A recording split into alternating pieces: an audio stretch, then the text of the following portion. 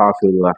So we sincerely apologize for that, and we hope that this will not happen. But we'll continue our conversation. Where on the issue of how to convince somebody, to join Islam, necessarily through an approach that we first of all have to develop love for them, not the love for what they do, but first of all to understand that these are humans and we're all humans.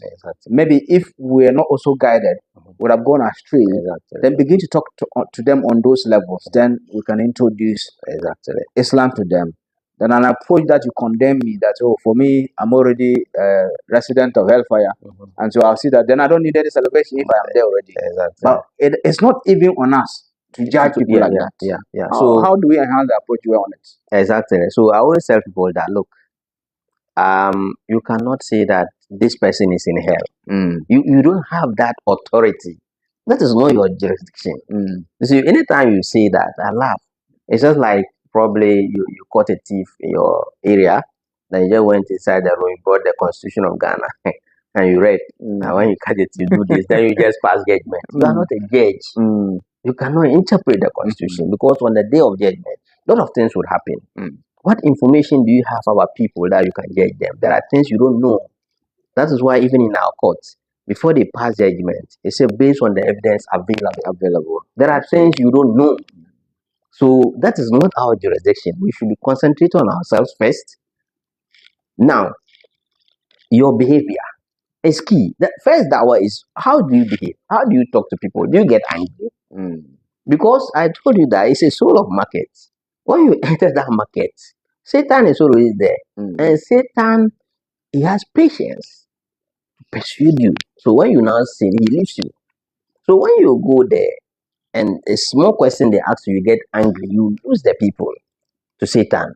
So always focus. And you see, when you are doing dawah, your work is like that of somebody who works for an insurance company. If you work for any insurance company, anytime you go to convince someone, when the fellow writes, you get bonus.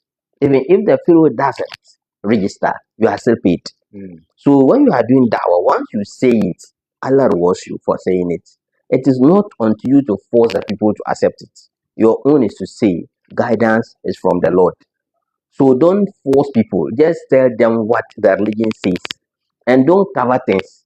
And so if I tell them this, they will do this. That is not your side. Your duty is to tell the people, this is Allah's religion. Allow them to pick. And until somebody dies, don't give up on them. And that is what I'm just saying, that shirk is the headache. And this is where we have to hammer. We have to hammer on shirk. So once we are able to get our people out of shirk, then we can now move to the next stage. And Allah loves us so much.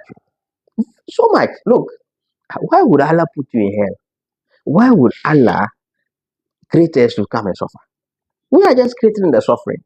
If you just look around, all the sufferings we are going through, is human created. Why would Allah do that? He loves us so much, and He has given us the laws to guide us. Because the human being is such a way that any human being you give freedom, he can abuse it. So a human being doesn't need freedom. He needs to be regulated. So that is the difference between us and the whites. They are regulated. If you misbehave, you pay a fine. So you dare not do it. But here, if you misbehave, you go free. So we need to be forced as a people, so that we behave well and we become used to it. It becomes a norm. It becomes part of you. So if you look at this, we have this we call the cognitive hierarchy of human behavior. If you look at it, the values, you force the people, you give them the values. They will become value orientation till they have the behavioral intention before they behave. So elsewhere, for instance, you cannot throw rubbish away. You can't do that because you have been given that values from the onset. So even in your house, if you give your kids that value and they grow with it, you are done. So it's that value that we lack in the society. And so if you see a child taking tramadol and all those things, it's from the down. It's from the values level. So let's try and be up to speed with what is happening. Because now if you are doing dawah and you are not technology friendly, you can't. You can't catch up with the guys. These Gen Zs, they will ask you questions. They are not like our time. They tell you that the one is passing, the houses will fall and trees will fall, and we'll just accept it. They won't accept it. They will ask you, what happened? And say houses fell and what happened? Who brought them back? They will ask you questions, and so you should be ready to answer. Don't get angry, because once you see, I always tell parents that once your child starts to ask you questions, say, "Oh, go, I am busy." The child will stop asking you questions. It's not that the child is not asking, no. The child is asking the question somewhere, and you don't know the answers the child is getting. It's dangerous for you. So it is important that as parents or people doing dawah, let's listen to people and give them the benefit of the doubt. So no, this is not anything. You can repent. Look, how many sins have you done? Look at Pharaoh. Pharaoh had done all the sins. And there was no sin to commit again. He said, I'm God. What have you done? Go to Allah, He will accept you back. He is happy to accept you back. So let's boost their faith. And I tell people that always give the Muslim what I describe as halal alternative. You are telling me not to do this. What should I do? What should I do? Now, it is a human requirement that everybody wants to feel good. Like you listen to music, you listen to somebody, to something that makes you feel good. It's a human requirement. Now, if you tell the child not to listen to music, what should the child listen to? This is why we brought the mobile Quranic competition. Give the child an alternative. But you are saying no music, and you are not giving the child any alternative. So it is important that we provide alternatives to people. Now, if you look at those who normally do shirk and all those things, something happens to the Muslim, where does it run to? Where? Give the people alternative. You see that in open counseling services. Like Masjid, look, sometimes someone will call you and it's just a word. You just tell the people and it calms the people down. Sometimes some people just want to call you and pour their problems to you. Once you listen and say, oh, do this, it's solved. How many of that do we have in our society? That when something happens to a Muslim, he will come and you will be able to calm the Muslim down. If you don't create it, you will go somewhere. Because when you are pressed as a human being, all the alternatives will go. Alternative and that is where Satan will take how to solve it. Exactly. You see, that is why we are battling with our farmers. When we talk of sustainable agri and all those, the farmer tells you that I need money now. You are talking to me about sustainability. How do I survive? So you see, so you need to always give people alternatives. But you have not given me alternative. Now, probably I have a problem. I had a bad dream. I wake up. I don't know what I'm doing. And then Satan will come there. Can send a friend to you and say, oh, I know somebody here. And you are forced to go there because you want to survive. So we should have those centers and we should be open. We should be genuine in whatever we are doing. And you see, we should know that we will stand before Allah. We will stand before Allah. So don't take advantage of the people. Some people, when I say open, like maybe counseling session, you think that somebody has a problem and you still want to take money.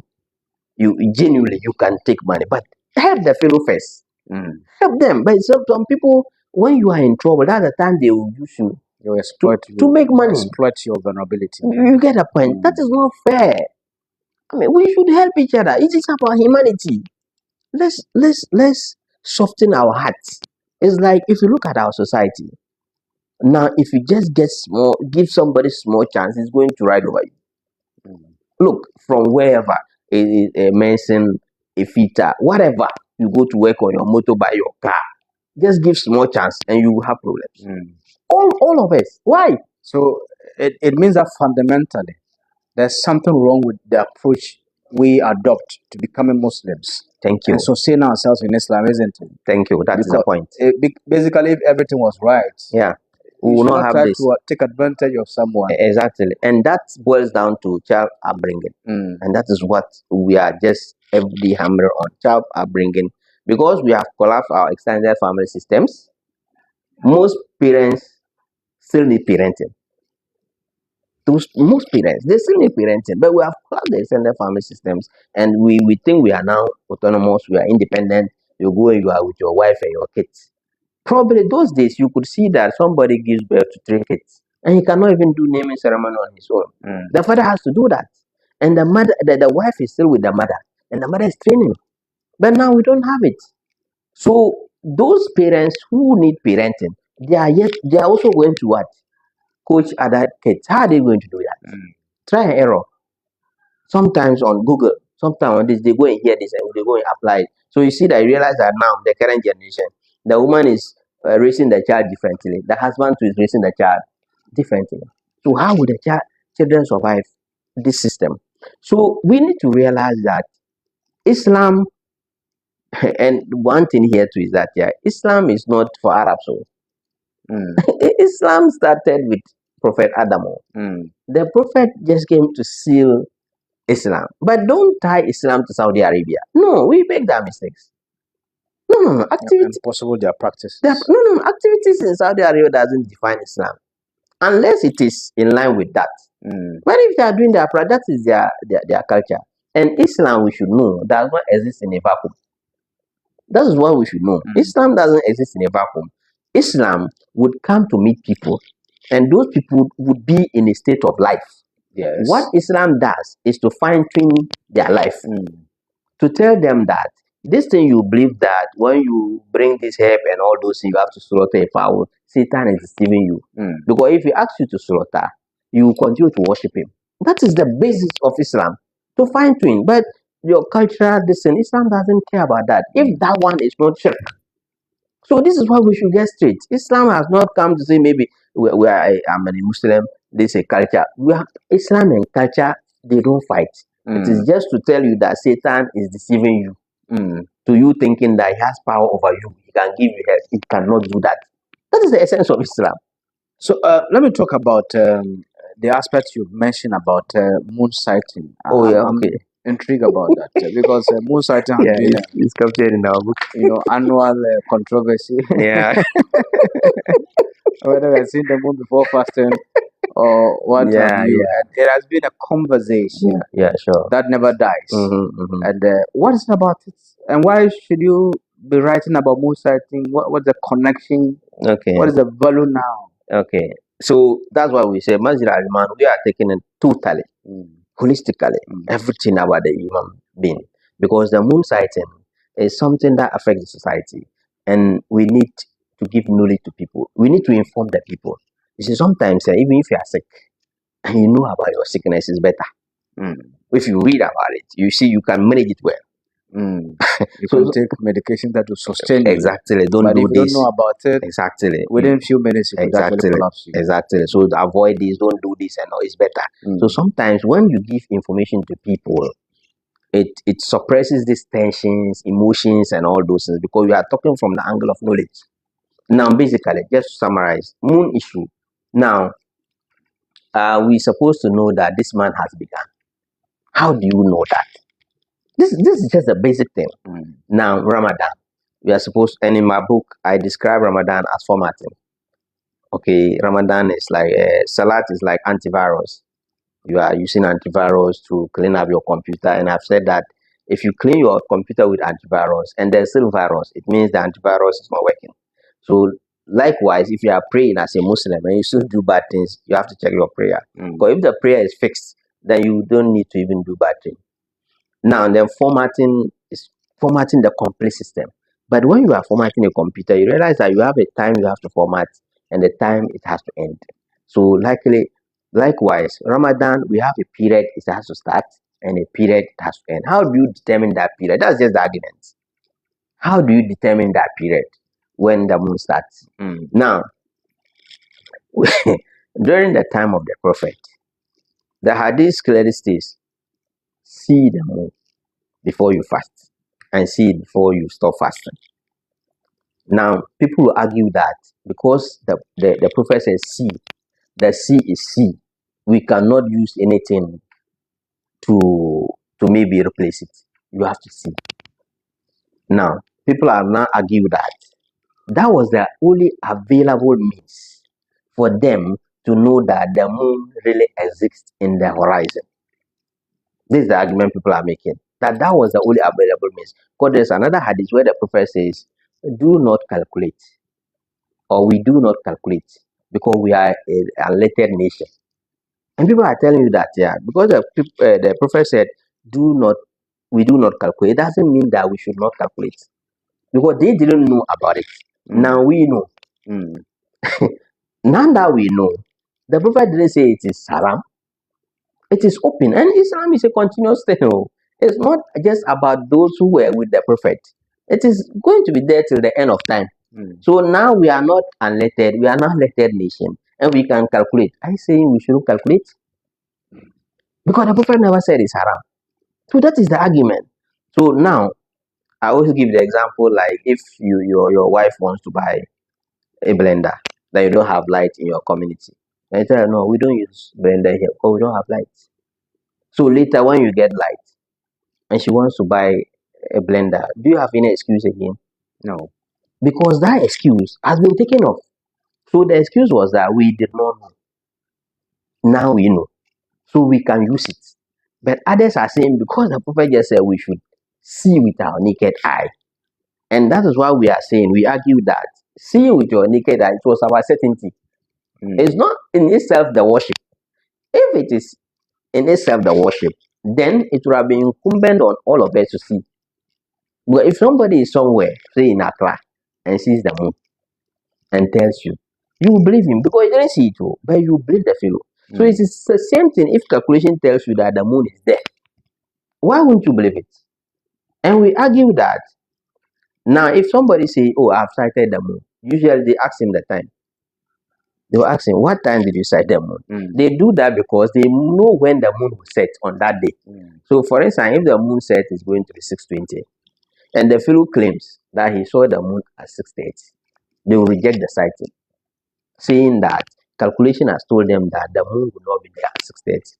So if you can take calculation to reject the sighting, why wouldn't you use the calculation to accept the sighting?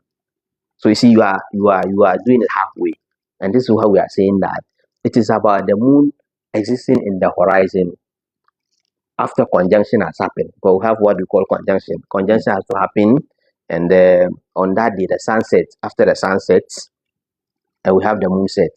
So the sunset and the moon set, between those times, we have what we call the lag time. Okay, so you need to have the lag time. Some will tell you that you need a lag time of 30 to 45 minutes before you can physically see it. Other places like Turkey like this, once there's a lag time, it means the moon is there, but you are not seeing it. So that's the system people are using. So basically, we have three. So some people say local, others will say global. The local means within the same horizon, but local doesn't mean Ghana. No, like countries within the same horizons that they have the same moon set and moonrise, sunset, and all those. But it doesn't specifically mean one country. So people, this is the education we are giving people so that you know which options you are going for. Now we have global. The global means that anywhere the moon is sighted throughout the world, you can, and you hear of the news, you can take it. And that's why we in my book I've described the moon sighting issue as a compound house. The whole earth is a compound house. The rooms represents the countries. So the moon when the moon appears, it appears to the house, not the rooms. So any room within the house that sees the moon, the house can use it. Because the moon is given to us as a way of measurement. And how do you measure things? Now the moon appears. It will start its measurements. So if, for instance, they see the moon in maybe US, they say because you have not seen it, you will not count. The next day when you see the moon, it's the same moon they saw. It's not a new moon that will set and come and you see. And you see that the moon is counting its days. So in actual sense, the real age of the moon will be 2 days, not your 1 day. You get the point. So it's about measurement. And it's continuous. It won't come back to measure for you. And Islam is not about boundaries. What if they see a moon in Togo and I refuse because it's Togo? Come on, you get the point. And the last thing is the calculations we talked about. So these are the options we are giving people, and we say that it's not about emotions, it's not about insults. These are what we are giving you. For instance, moon sighting in Ghana, we have already projected when we will do it, and it's there 27th, and we are likely to pre it together. This data is there. Okay. All right. Unfortunately, we are out of time. Oh wow. We want to thank you so much. Maybe some other time Yeah. we'll come back here to talk about what you do. Maybe the support that you need to continue to run. Because you are doing a lot of work in the communities.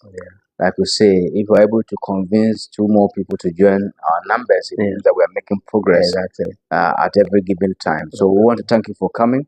Alhaj Yusuf Hussein Amuda is the executive director of Al Emaan Foundation, and they are into propagation of Islam, but through very interesting means that they come to you to talk about how you can survive, talk to you about your livelihood, talk to you about agriculture. Then when the message sings, then they'll tell you that there is a religion that you need to know about, which is Islam, and it's a beautiful religion. So we are back same time on Friday with another edition of our conversation issues of today. Production led by Abdul Habib Hamza, MCR led by Abdul Jalil, and Pakal is at the camera. My name is Ibrahim Angamana Hassan. God bless you, and may God keep us. And we shall appear here by the will of Allah on Friday at 3 p.m. Stay blessed.